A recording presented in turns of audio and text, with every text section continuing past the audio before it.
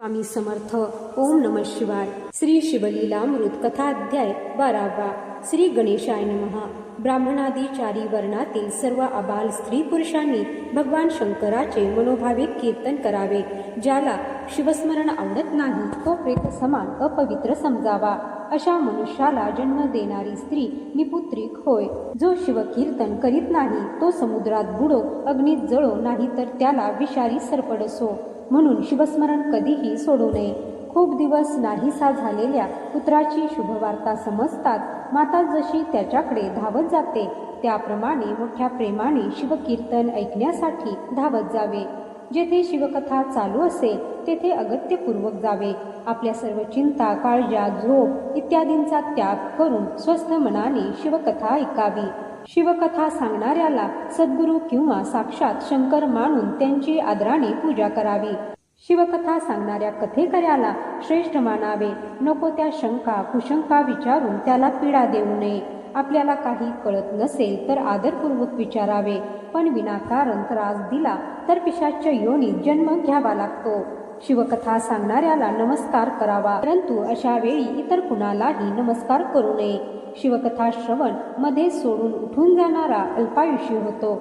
त्याला संसारात अनेक संकटे भोगावी लागतात.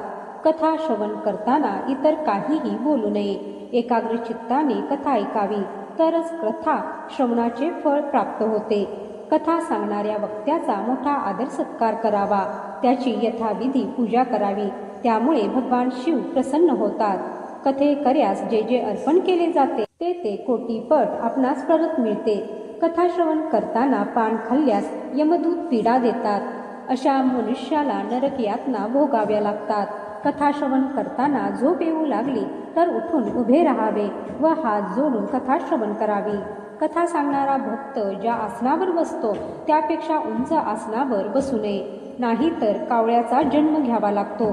कथा चालू असताना जो झोपतो तो अजगर होतो. कथेच्या वेळी अन्य गोष्टी बोलणारा बेडूक होतो. शिवकीर्तनाची जे हेळसांड करतात त्यांना शेकडो वेळा कुत्र्याचा जन्म घ्यावा लागतो. जे आदरपूर्वक शिवकथा ऐकत नाहीत त्यांना डुकराचा जन्म प्राप्त होतो. शिवकथा सांगणाऱ्याला आसन दिले असता शिवसान्निध्य प्राप्त होते. शिवकथा पुराण श्रवण केले असता अंगी भक्ती वैराग्य येते. शिवकथा श्रवणाचे महात्म्य फार मोठे आहे. त्याविषयीची एक अद्भुत कथा सांगतो, ती लक्षपूर्वक ऐका. विदुर बहुला आख्यान. दक्षिणेकडे एक अत्यंत विचित्र अमंगल गाव होते. त्याचे नावच मुळी चाबुवक. त्या गावातले सगळे लोक अनाचारी, पापी, अपवित्र, जारकर्म करणारे होते. त्या लोकांना धर्माची चाड नव्हती. वेदशास्त्रांची गंध वार्ताही नव्हती. ते गाव म्हणजे चोर, चहाडखोर, दारूबाज, दुराचारी, मातृपितृद्रोही, वेदद्रोही लोकांचे आगार होते. अशा त्या गावात विदुर नावाचा एक ब्राह्मण राहत होता. तो ब्राह्मण कसला, नुसता नावाचा ब्राह्मण. तो अहोरात्र वैशेच्या दारात पडलेला असे. त्याच्या पत्नीचे नाव होते बहुला. ती आपल्या पतीला साजेशीच होती. तीही जार कर्म करीत असे. एकदा ती जार कर्म करतानाच नवऱ्याला सापडली. तो जार गेला पळून. विदुराने बहुलेला चांगली तुडवली. त्याने तिच्या अंगावरील सगळे दागिने काढून घेतले व ते आपल्या वैशेला दिले. मग तिनेही घरातील असेल नसेल ते धन आपल्या जाराला दिले. अशी ती विदुर बहुला जोडी सदैव पापकर्मात बुडालेली. काही दिवसांनी विदुर मरण पावला. यमदूतांनी त्याला मारीत झोडपीत यमलोकात नेले व नरकात टाकले. आयुष्यभर पापकर्म करणाऱ्याला पुण्यकर्म न करणाऱ्याला असेच नरकात जावे लागते. मग नरकपुरीतील अनेक दुःखे भोगल्यावर तो विदुर विंध्य पर्वताच्या दरीत पिशाच्य होऊन फिरू लागला. त्याचा वर्ण शेंद्रासारखा होता. सगळ्या शरीराला रक्तपिती भरलेली होती. त्याचे सगळे शरीर नासलेले होते. तहान भुकेने कासावीस होऊन तो दरीत भटकत होता, ओरडत होता, रडत होता. आपल्या पूर्वजन्मातील पातकांचे फळ भोगीत होता. इकडे त्या विधवा झालेल्या बहुलेला एक मुलगा झाला. तो तिला कुणापासून झाला होता ते तिलाही माहीत नव्हते. पुढे एकदा महाशिवरात्री आली. त्यावेळी स्त्री पुरुष गोकर्ण यात्रेला निघाले होते. नाना वाद्यांच्या गजरात ध्वज पताका फडकवीत शिवनामाचा जयघोष करीत यात्रा गोकर्णाला निघाली होती. बहुला सुद्धा आपल्या लहान मुलाला बरोबर घेऊन त्या यात्रेबरोबर गोकर्णाला गेली. बहुलेने स्नान केले, महाबळेश्वराचे दर्शन घेतले. मग ती शिवपुराण ऐकावयास बसली. त्यावेळी पुराणिक सांगत होते, जी स्त्री जार कर्म करते तिला यमदूत बांधून नेतात. तिला यमलोकात अनेक प्रकारच्या यमयातना भोगाव्या लागतात. लोखंडाची सळी टाकून लाल करून तिच्या योनी मार्गात घालतात. पुराणिकांच्या या शब्दांनी बहुला अत्यंत अस्वस्थ झाली. ती मोठमोठ्याने रडू लागली. तिला आपल्या पापकर्माचा पश्चाताप झाला. पुराण संपल्यावर तिने पुराणिकांच्या पाया पडून त्यांना आपले सगळे पूर्वचरित्र सांगितले. आपण कोणकोणती पापकर्मे केली ती सगळी तिने पुराणिकांना सांगितली. आता या पापातून मुक्त होण्यासाठी मी काय करू, कोणते प्रायश्चित्त घेऊ, असे तिने अगदी व्याकुळ होऊन विचारले. तेव्हा सद्गुरूंना तिची दया आली. त्यांनी तिला नमः शिवाय हा शिवपंचाक्षर मंत्र दिला व शिवलीलामृत श्रवण कर असा उपदेश केला. मग तिने सद्गुरूंच्या मुखाने शिवलीलामृत श्रवण केले. तीर्थक्षेत्री निवास, संत सज्जनांची संगत व शिवलीलामृत श्रवण यामुळे तिची सगळी पापे जळून भस्म झाली. ती अंतर्बाह्य अत्यंत पवित्र झाली. रात्रंदिवस ती शिवनामाचे स्मरण करू लागली. गोकर्ण क्षेत्री अत्यंत संन्यस्त वृत्तीने ती राहू लागली. तिने रुद्राक्ष धारण केले, शरीराला भस्म लावले. तिने आपले सर्वस्व भगवान गोकर्णेश्वराच्या चरणी अर्पण केले. ती अगदी शिवरूप झाली. परिसाच्या स्पर्शाने लोखंडाचे सोने होते. गंगेस मिळालेली गटारगंगा पवित्र गंगाच होते. त्याप्रमाणे बहुलेची सर्व पापे शिवकृपेने नाहीशी झाली व ती पूर्णपणे शुद्ध पवित्र झाली. जे लोक नित्य शिवलीलामृत श्रवण करतात, शिवनामाचा जप करतात, ते याच जन्मात मुक्त होतात.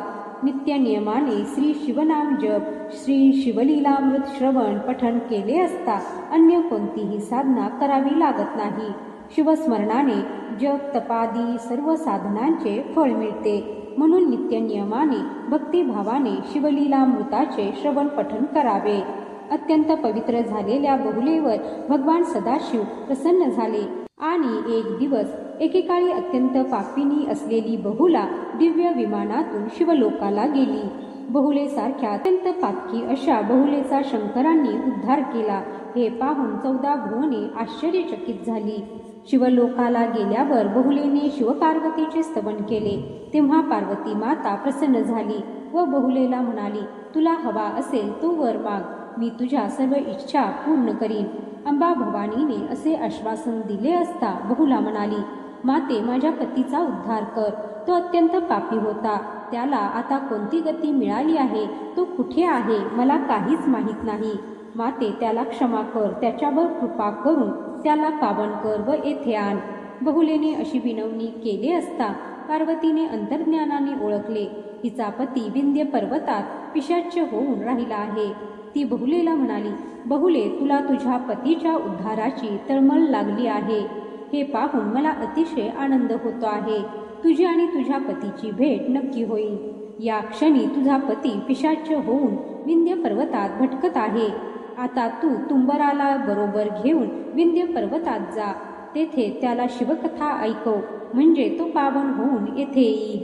पार्वतीने असे सांगितले असता बहुलेला अतिशय आनंद झाला. ती तुंबराला बरोबर घेऊन विंध्य पर्वतात गेली. तिथे तो विद्रूप ब्राह्मण पिशाच्य रूपाने भटकत असलेला तिला दिसला. तुंबराने त्या पिशाच्याला एका झाडाला बांधले व त्याच्या पुढे शिवकीर्तन सुरू केले. त्या शिवकीर्तन श्रवणाने त्या पर्वतातील पशुपक्षी सुद्धा उद्धरून गेले. तेथे पिशाच्याची काय कथा. पिशाच्य झालेला तो विदुर ब्राह्मण शिवकीर्तन ऐकून भानावर आला. त्याची पिशाच्य वृत्ती नाहीशी झाली. त्याचा उद्धार झाला. भानावर आलेला तो विदुर ब्राह्मण मला सोडा, मला सोडा असे म्हणू लागला. मग त्याला सोडले. तो विदुर तुंबराच्या पाया पडून म्हणाला, आज मी धन्य झालो, माझा उद्धार झाला. तेथे बहुलेला पाहून त्याला रडू आले. तो तिला म्हणाला, प्रिये, तू खरोखर धन्य आहेस. माझ्यासारख्या महापापी माणसाचा या तुंबरामुळे व तुझ्यामुळे उद्धार झाला. मग तुंबराने त्याला नमः शिवाय हा शिवपंचाक्षर मंत्र सांगितला. त्या मंत्रजपाने विदुर पावन झाला. इतक्यात तेथे शिवदूत दिव्य विमान घेऊन आले. विदुराला दिव्य देह प्राप्त झाला. मग शिवदूतांनी त्याला त्या दिव्य विमानातून भगवान शिवाजवळ आणले. विदुराने व बहुलेने शिवचरणांवर लोळण घेतली. त्याच क्षणी ती दोघे शिवर स्वरूप झाली. गंगा सागरात मिळून जाते तशी ती दोघे शिवब्रह्म स्वरूपात मिसळून गेली. शिवपंचाक्षर मंत्राचे, शिवकथा श्रवणाचे, रुद्राक्ष धारणेचे, भस्म लेपनाचे महात्म्य असे आहे. कितीतरी महापापी लोक सर्वोपरी शिव आराधना करून उद्धरून गेले, शिवस्वरूप झाले. ब्रह्मासुराचा वध. विदुर बहुलेची कथा ऐकल्यावर शौनकादी ऋषी पुराणकार सुतांना म्हणाले, भस्मातून निर्माण झालेल्या शिवद्रोही भस्मासुराचा भगवान शंकरांनी वध केला. ती सुरस कथा आम्हाला सांगा.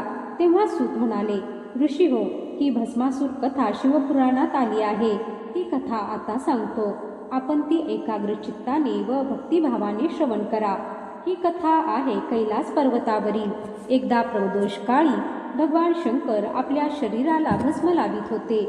भस्मातील एक खडा त्यांनी जमिनीवर ठेवला. त्यावेळी एक मोठे नवल घडले. त्या भस्माच्या खड्यातून एक असुर उत्पन्न झाला. तो भस्मातून उत्पन्न झाला म्हणून त्याचे नाव ठेवले भस्मासूर. तो हात जोडून शंकरांना म्हणाला, प्रभो, आपण मला निर्माण केलेत म्हणून मी आपला सेवक आहे. मला काहीतरी काम सांगा. मला आपली सेवा करायची आहे. तेव्हा शंकर म्हणाले, रोज मला नवीन चिताभस्म आणून दे. हीच सेवा. भस्मासुराने ती गोष्ट आनंदाने कबूल केली. मग भस्मासूर चिताभस्म मिळवण्यासाठी पृथ्वी तलावर फिरू लागला. शिवरात्री, सोमवार, प्रदोष व्रत करणाऱ्यांच्या, सदैव शिवकीर्तन करणाऱ्यांचेच भस्म सदाशिवाला आवडते. अशांचे भस्म तो असुर आणून देऊ लागला. पण माकडा हाती कोलीत यावे तसे झाले. चिताभस्म आणून देणारा भस्मासूर उन्मत्त झाला. आता या चिताभस्माच्या निमित्ताने गोब्राह्मणांसह सर्व मनुष्यांना ठार मारावे व पृथ्वीवर राज्य करावे. मग इंद्राला, विष्णूला, ब्रह्मदेवाला व शेवटी शंकरालाही ठार मारून त्रैलोक्याचे स्वामित्व मिळवावे अशी राक्षसी महत्वाकांक्षा त्याच्या मनात निर्माण झाली. मग त्यासाठी अगोदर शंकरांना फसविले पाहिजे असा विचार करून तो कपटी भस्मासूर शंकराकडे गेला व म्हणाला, भोलेनाथ, आज मी सगळी पृथ्वी शोधली, रानो, वने, गावे पालथी घातली, पण शुद्ध असे चिताभस्म कुठेच मिळाले नाही. आपणास दररोज चिताभस्म देण्याचा माझा नेम आहे, पण आता त्यात खंड पडणार. म्हणून सदाशिवा, मला असा वर द्या की ज्याच्या डोक्यावर मी हात ठेवी त्याचे भस्म व्हावे. भोळे सदाशिव वर देण्यास तयार झाले. तेव्हा पार्वती म्हणाली, देवा, हा राक्षस कपटी आहे, दुष्ट आहे. त्याला जर हा वर मिळाला तर हा सगळी पृथ्वी जाळून टाकील. आधीच बोंब मारायची हौस, त्यात फाल्गुन मास आला तसे होईल. कामांध पुरुषाला स्त्री राज्याचा मुख्य म्हणून नेमावे किंवा दारुड्याला शिंदीचे वन दाखवावे, तसेच त्याला हा वर दिला तर होईल. म्हणून याला हा वर देऊ नका. कार्तिकेयाने, वीरभद्राने, गणेशाने, नंदिकेश्वरानेही अशीच विनवणी केली, परंतु शंकरावर त्याचा काहीही परिणाम झाला नाही. आणि शेवटी भस्मासुराला हवा होता तो वर मिळाला. हवा असलेला वर मिळताच भस्मासुराला अत्यानंद झाला. तो आनंदाने उड्या मारू लागला आणि त्याच क्षणी तो अवघ्या पृथ्वीचे भस्म करीत सुटला. ज्याच्या डोक्यावर तो हात ठेवी तो त्याच क्षणी जळून भस्म होत असे. त्याने अगणित ब्राह्मणांना, ऋषी मुनींना, गायींना, विद्वान तपस्व्यांना जाळून टाकले. त्या भस्मासुरा पुढे कुणाचे काहीही चालेना. जे भीतीने पळाले ते पर्वत गुहात लपून बसले. पृथ्वीवर कोणीही फिरावयास तयार होईना. मोठमोठ्या रणयोद्ध्यांचे सुद्धा भस्मासुरा पुढे काही चालेना. अशा प्रकारे भस्मासुराने अखंड मनुष्य संहार सुरू केला होता. भस्मासूर नित्य नेमाने शिवाला चिताभस्म आणून देत होता, पण शिवशंकरांना मनुष्य संहाराची काहीच कल्पना नव्हती. भस्मासुराची महत्वाकांक्षा वाढतच गेली.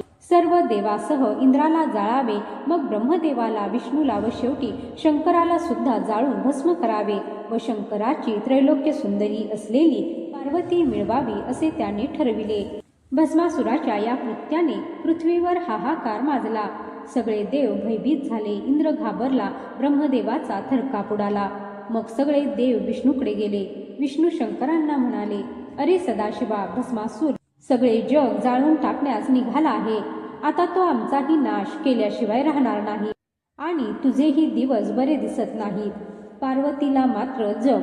तेव्हा शंकर हसून म्हणाले, तुम्ही सांगितलेल्या हकीकतीवरून भस्मासुराचा अंत जवळ आला आहे असे दिसते.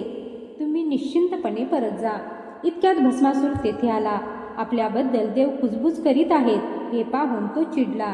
आता या सर्वांना जाळून टाकतो अशी त्याने प्रतिज्ञा केली. भस्मासुराला पाहताच रागवलेले शंकर त्याला म्हणाले, अरे भस्मासुरा, मी तुला तुझ्या भल्यासाठी वर दिला, त्याचा तू गैरफायदा घेतो आहेस. तू पृथ्वीचा संहार केला, तुला लाज आहे का? शंकराचे हे शब्द ऐकताच क्रुद्ध झालेला भस्मासूर शंकरांना म्हणाला, आता तुझ्याच डोक्यावर हात ठेवतो. तुझी ही सुंदर बायको मला दे. तुझ्यासारख्या म्हाताऱ्याला इतकी सुंदर बायको हवीच कशाला? असे म्हणून भस्मासूर शंकराच्या डोक्यावर हात ठेवण्यास पुढे आला. ते पाहून शंकर पळत सुटले. इतर सर्व ऋषीमुनीही पळत सुटले. भस्मासूर शंकराचा पाठलाग करू लागला. थांब जोगड्या, आता तुलाही जाळून भस्म करतो असे ओरडत भस्मासूर शंकराच्या मागे धावू लागला. अहो, वेदशास्त्रांनाही ज्याचा पार लागत नाही त्या शंकरांना भस्मासूर पकडू पाहत होता. कोटी कोटी वर्षे भस्मासूर शंकराचा पाठलाग करीत होता, पण सर्वेश्वर शंकर त्याच्या हाती लागत नव्हते. भस्मासूर मूर्ख होता, त्याला सारासार विवेक नव्हता. वरप्राप्तीने तो अहंकारी बनला होता. योगी जनांनाही ज्याचे स्वरूप नीट समजत नाही त्या विश्वंभर विश्वचालक शंकरांना भस्मासूर पकडू पाहत होता. भयभीत झालेल्या पार्वतीने भस्मासुराचे आलेले हे संकट दूर करण्यासाठी भगवान विष्णूंचा धावा केला. पार्वतीने धावा करताच विष्णू मोहिनीचे रूप धारण करून भस्मासुराच्या पुढे आले. शंकर वटवृक्ष बनून लांबूनच सगळी गंमत पाहू लागले. मोहिनीचे रूप लावण्य पाहून भस्मासूर अगदी वेडावून गेला. तो तिला म्हणाला, सुंदरी, तुझ्यावरून लक्ष्मी पार्वती ओवाळून टाकल्यात इतकी तू सुंदर आहेस. तुझी पदकमले जेथे उमटतात तेथील सुगंध घेण्यासाठी वसंत ऋतूसुद्धा धावत येतो.